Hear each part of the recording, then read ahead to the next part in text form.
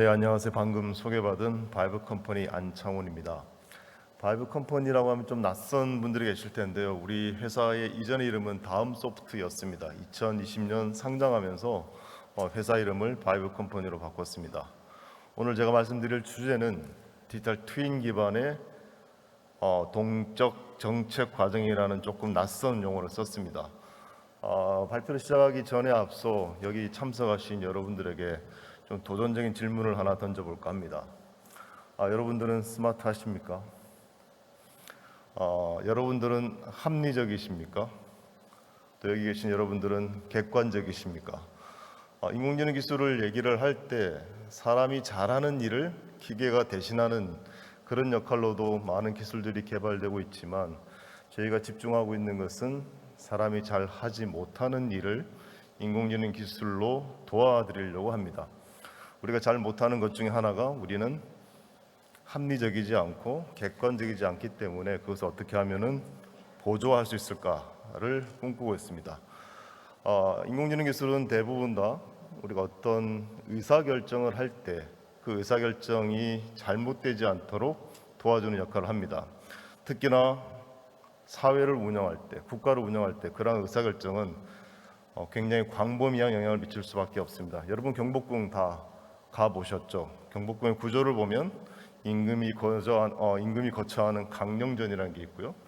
그 앞에 사정전이 있습니다. 여기가 정책을 생각한다는 의미로 그렇게 이름이 지어져 있습니다. 정책을 만들어내는 곳이 저기 있죠. 바로 저 사정전 옆에 여러분들이 잘 아시는 집현전이 나란히 하고 있습니다. 우리 역사상 꽤 좋은 시대를 구가했던 세종시대에는 바로 저 사정전 옆에 집현전을 만들었습니다. 그래서 국내의 모든 뛰어난 사람들을 다 모아놓았고 국내에서 발간되는 책, 그리고 그 당시 선진국이었던 중국에서 발간되는 책을 실시로 수입해서 공급한 역할을 했습니다. 그 사정전 앞에 근정전이 있고요. 그 근정전은 만들어진 정책을 열심히 집행하는 그런 역할을 담당했습니다. 그 당시 국가의 이념이었던 유교적 사회를 꿈꾸었기 때문에 홍례문이라는 이름을 만들어서 국가의 목적을 경복궁의 구조 안에 다 녹여 놓았습니다. 정책을 만드는 과정이 무엇보다도 중요하다는 것을 다시 한번 말씀드리고 그것은 동서고금을 막론하고 틀리지 않다는 것을 강조하는 것이죠. 정책, 그래서 국가에서 또는 도시에서 저희는 이제 스마트 시티를 꿈꾸고 있기 때문에 스마트 시티가 첨단 인프라의 경연장이 아니라 그 도시를 살고 있는 사람들이 얼마만큼 객관적이고 합리적으로 도시의 문제를 이해하고 풀어나가는 그 과정이 있느냐 없느냐로 판단하고자 합니다. 우리가 흔히 잘 알고 있는 행정이라는 그 굴레 그 범주에서 봤을 때에도 이 행정은 정책을 만들어내는 정책 과정과 그리고 그 정책을 집행하는 운영 과정 두 가지로 나눠져 있습니다. 이거는 제가 조금 전에 보여드렸던 경복궁의 구조에서 사정전과 근정전에 해당하는 것이라고 보면 됩니다. 여러분 이 식구 잘 아시죠? 자세히 보아야 예쁘다, 오래 보아야 사랑스럽다. 예쁘고 사랑스러운 걸 따지고자 하는 것이 아니라 우리가 어떤 대상을 있는 그대로 정확히 틀리지 않게 살펴보기 위해서는 꽤 많은 노력을 기울여야 한다는 것을 이 시는 대변하고 있습니다. 그리고 오랜 시간 동안 참을성 있게 그 변화의 과정을 다 살펴볼 수 있어야 된다고 얘기하고 있습니다. 그러나 불행히도 현대를 살아가는 사람들은 어떤 대상을 놓고도 자세히 볼 수 있는 그리고 오래 볼 수 있는 여유가 없습니다. 그러다 보니 우리가 내리는 거의 모든 결정이 사실은 잘못된, 편향된, 비객관적인, 비합리적인 결정을 내릴 수 있다는 것이죠. 여기 화면에 보면은 굉장히 간단한 질문 세 가지가 있습니다. 한스 로슬링이라는 학자가 데이터 기반으로 생각해야 된다는 걸 강조하면서 사실 충실주의라는 이름으로 책을 써놓은 게 있습니다. 그 책에 나와 있는 열 몇 가지 문제 중에 일부인데요. 여기 세 문제의 답이 뭐라고 생각하십니까? 직접 누구를 꼬집어서 답을 물어볼 수는 없을 텐데요. 대부분의 사람들이 이 세 문제의 답이 1번 아니면 2번이라고 생각한다고 합니다. 그렇게 답을 한다고 합니다. 여러분들도 그게 벗어나지 않을 것 같은데요. 정답은 모두 3번입니다. 근데 이 오답률은 침팬지보다도 못하죠. 그러니까 대부분의 사람들에게 이 질문을 던졌을 때 정답률이 20% 내외라고 합니다. 초등학생들도 마찬가지고요. 그 다음에 대학을 졸업한 학생들도 마찬가지고, 심지어 대학 교수, 특히 이분이 어떤 대상까지 이 설문을 돌렸냐면 노벨상을 수상한 석학들까지도 동일한 문제를 던졌었는데 그 정답률이 크게 다르지 않다라는 겁니다. 우리는 모른다기보다는 잘못 알고 있는 영역들이 굉장히 많이 있습니다. 지금 이 그림이 PDF로 돼서 돌고 있지 않은데요. 여러분 혹시 그 인터넷에서 춤추는 발레리나라는 제목으로 한번 찾아보십시오. 그러면 회전하는 그림들이 나옵니다. 근데 그 회전의 방향이 어떤 사람들에게는 오른쪽으로, 또 어떤 사람들에게는 그 반대 방향으로 도는 것처럼 보인다는 것이죠.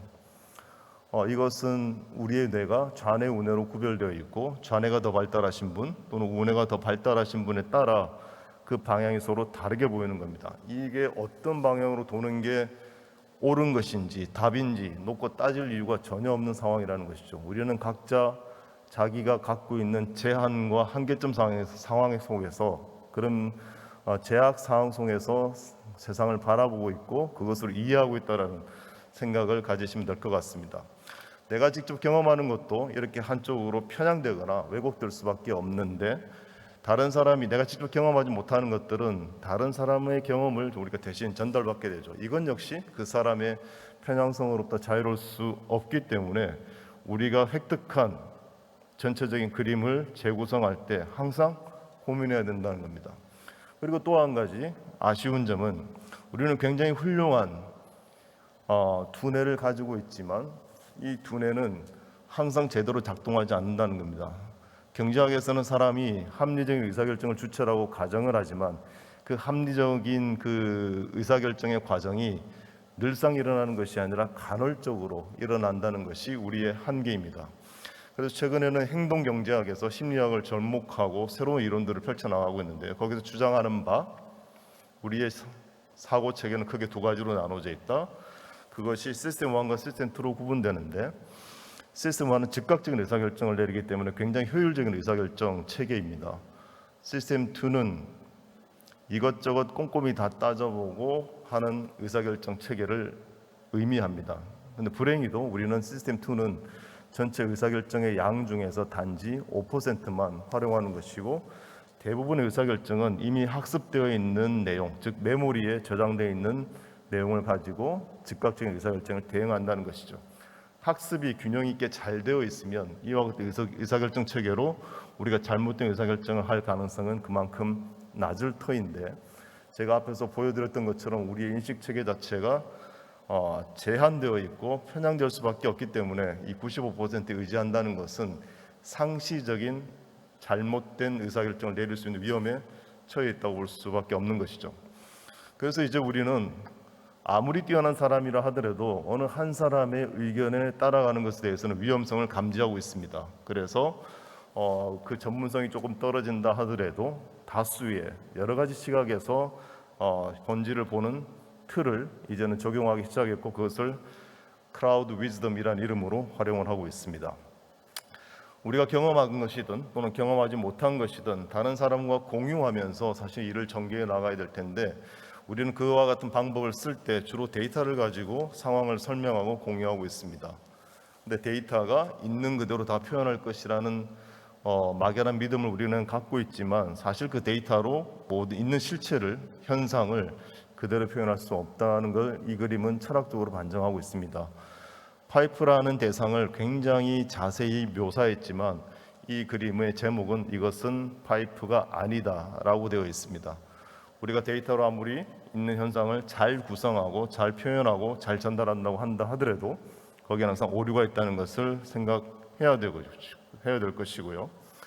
그럼에도 불구하고 우리가 이 데이터로 구성되어 있는, 데이터로 재현되어 있는, 어쩌면 반쪽에 미치지도 못하는 세상에 대한 그림을 중요시할 수밖에 없는 것은, 우리는 그것으로 우리의 생각을 가다듬어 나간다는 것이죠. 우리는 그것으로부터 우리의 생각과 행동에 대한 피드백을 받게 되는 것이고, 그것을 우리는 자세 조정을 할 수밖에 없기 때문에 사실 그것을 중요하지 않다고 여길 수 없습니다.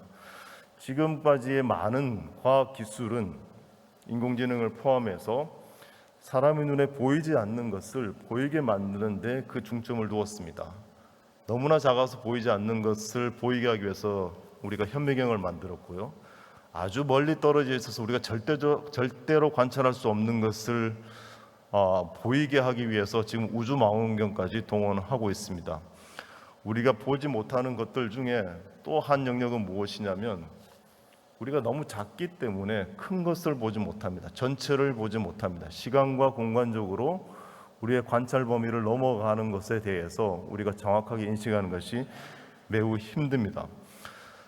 데이터로 사실은 그 모든 것들을 우리가 대신 작업을 하고 있는데 그 데이터가 이제는 우리가 소화해야 할 데이터의 양들이 너무 많이 늘어났습니다. 지금까지 지식이라고 하는 것은 글로 쓰여져 있는 것들이 대부분이었죠. 그러다가 그림으로 바뀌었고 이제는 동영상 1차원, 2차원, 2.5차원까지 이제 진행되어 왔다고 보게 이해할 수 있습니다. 그만큼 우리가 주어진 시간 내에 소화하고 이해해야 될 데이터 양들이 굉장히 늘어났다는 것이죠. 그리고 또 한 가지 우리가 오랜 시간에 걸쳐 일어나는 현상에 대해서는 감히 그 전체적인 변화에 대해서 그림을 그려내기가 어렵습니다. 여기 굉장히 간단한 규칙의 게임이 있습니다. 전체 인구는 500명이고 모든 사람이 똑같은 자산을 가지고 있고 어느 누구도 능력의 차이는 없습니다. 그래서 이와 같은 게임을 장시간 진행을 했을 때 과연 어떤 현상이 벌어질 것인지 굉장히 간단한 규칙이라서 우리가 쉽게 상상할 수 있을 것 같지만 상상이 굉장히 어렵습니다.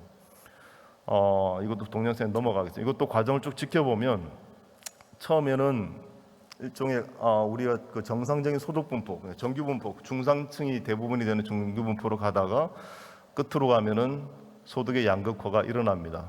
아무리 공정한 게임을 만들어도 소득의 양극화는 일어날 수밖에 없다는 사실을 실증적으로 보여주고 있고요.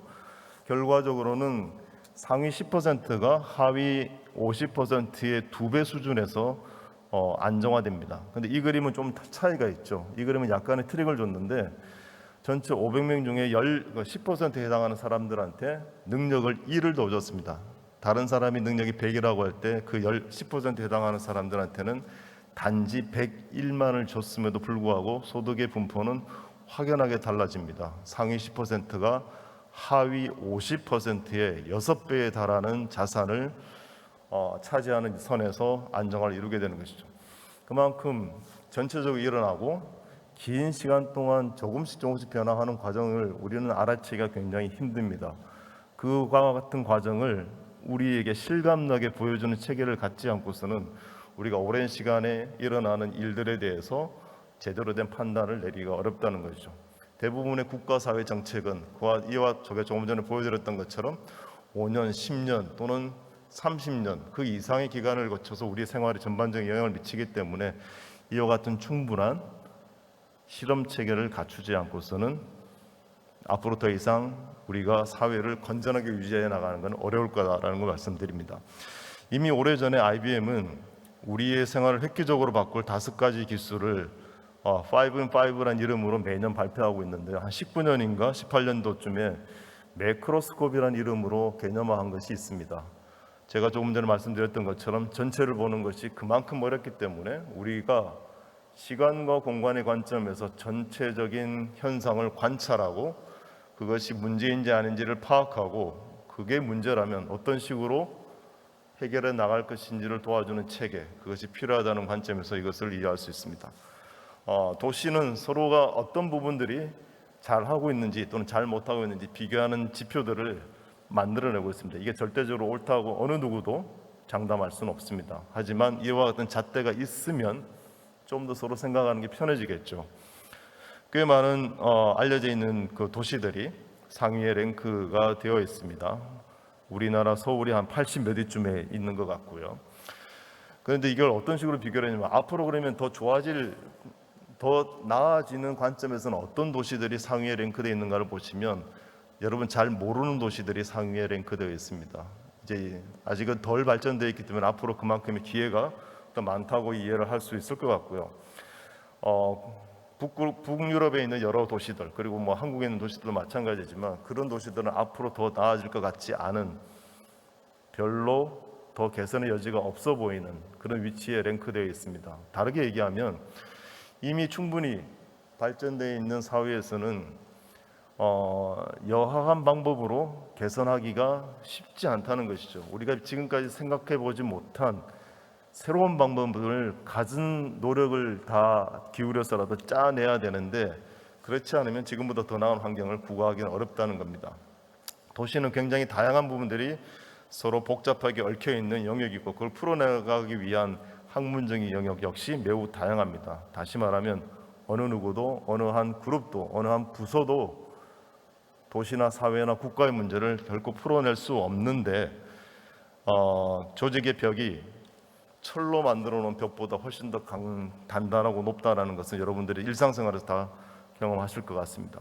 스마트 시티라고 얘기를 하면 도시가 얼마만큼 새로운 기술로 치장되어 있느냐를 가지고 서로 경주를 하는 것들이 비일비재했습니다. 이제는 그것이 아니라 도시를 구성하고 있는 환경, 인프라, 그리고 거기 살고 있는 사람들이 서로 어떻게 상호작용하는지를 시간의 흐름에 따라 동적으로 분석하지 않고서는 결코 문제도 제대로 파악할 수 없고 그 문제도 해결할 수 없을 거라고 보는 것이죠.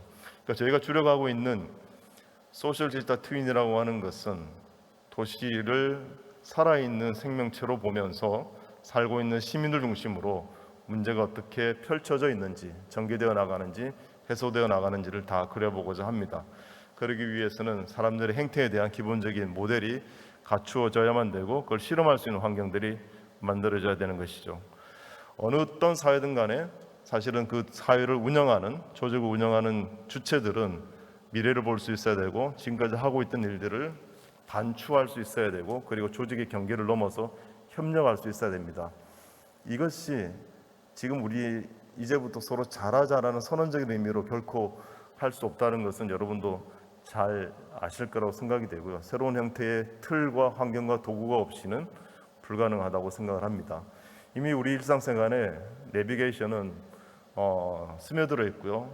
여기 계신 모든 분들이 아마 운전하실 때 도움을 받으실 것 같습니다.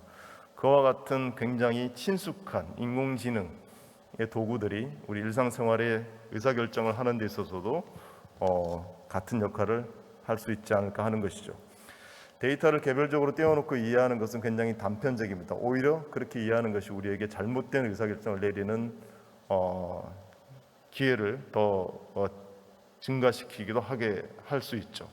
그래서 우리는 데이터를, 그 데이터가 생성된 그 맥락으로 되돌리는 작업을 디지털 트윈이라는 이름으로 진행을 하고 있습니다. 그 데이터가 생성된 시간과 공간의 위치로 되돌려 놓고 모형을 만들어 시뮬레이션을 할 수 있는 체계를 만드는 것, 그것을 저희는 전체를 바라볼 수 있는 매크로스콥, 사회를 위한 매크로스콥이라고 얘기를 하는 것이죠.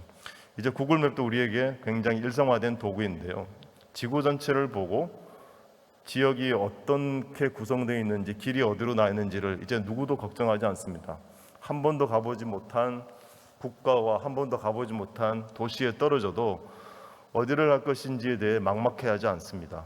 그런 지도가 우리에게 주는 효익을 생각한다면 조금 전에 말씀드렸던 것처럼 새로운 문제에 대해서 어떤 방향으로 우리가 해법을 탐색할 수 있을 것인지, 탈선할 수 있을 것인지를 제공하는 디지털 트윈, 소셜 디지털 트윈이 있다고 한다면 어떤 상황에서도 당황하지 않고 해법을 찾아낼 수 있을 거라고 생각을 합니다.